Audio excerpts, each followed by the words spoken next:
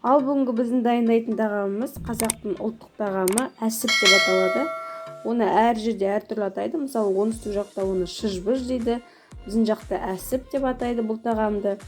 Былайша айтқанда, ол халал колбаски. Ол үшін біздерге сиырдың немесе қойдың бауыры, өкпесі, бүйрегі, жүректері, ішектері керек. Осының барлығын қазір ет тартқыштан, яғни мясорубкадан өткіземіз. Бізбен бірге дайындаңыздар. Мінекей біз банағы ет тартқыштан бауыр, өкпе, ішектерімізді өткізіп алдық.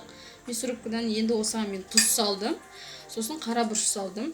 Көріп тұрғаныңыздай, мынау кішкене сухой болып тұр. Оған біз кішкене су құйып жібереміз, влажный болу үшін. Содан кейін мясорубкадан бір үлкен пиязды өткізіп алу керек. Соны турап жібердім мясорубкамен. Сосын осындай алдын ала пісірілген күріш бір кесе саламыз.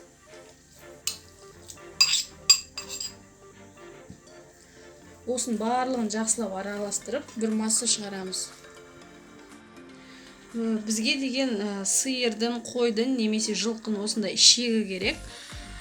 Сосын баклажканың басын кесіп аламыз осылай, міне. Сосын бас жағына осындай ішекті баклажканы кигіземіз, сосын жіппен байлап тастаймыз, міне. Көріп тұрсыздар ғой, осылай байлаймыз да, банағы салмамызды саламыз. Бір көрсетіп жіберейін.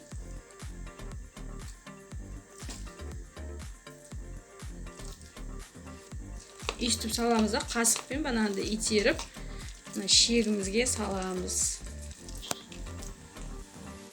Неге біз ішіне салмасын салып, шектің осындай қазыға ұқсас болып шықты. Енді осыны осы күйінде деп пісіруге болады.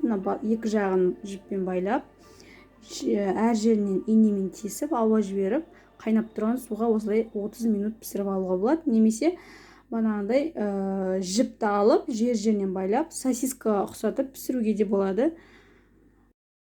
Ал мінекей бізде осындай колбаски шықты. Мен өзіме ыңғайлы болу үшін осылай араларына жіп байлап. Өйткені неге олай? Өйткені сковородкаға біз тағы да 30 минут осыны қуырып аламыз. Сол кезде бізге өте ыңғайлы болады.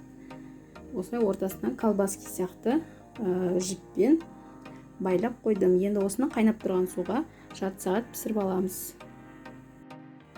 Неке қайнаған суға салып қойдым. Енді 30 минут осы суда пісіреміз. Ал мінекей біздің әсібіміз дайын. Оны қайнаған суда 30 минут пісіріп алдым. Егер қалауыңыз бойынша оны майға қуырып алуға болады. Бірақ мен осылай ішін сіздерге кесіп көрсетейін қазір. Біреуін алып.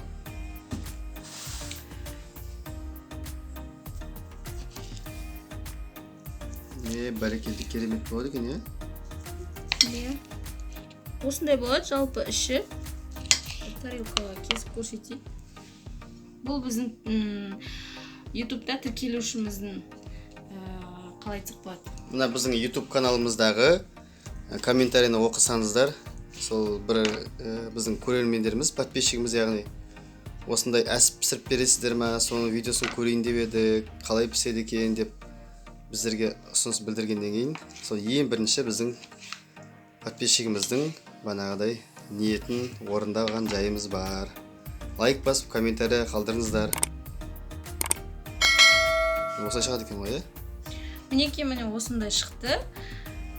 Дәмін көреміз қазір. Өте дәмді шыққанына сенімдімін. Жасап көріңіздер, егер сіздерге ұнаған болса, лайк басып, біздерге пікір қалдырып отырыңыздар.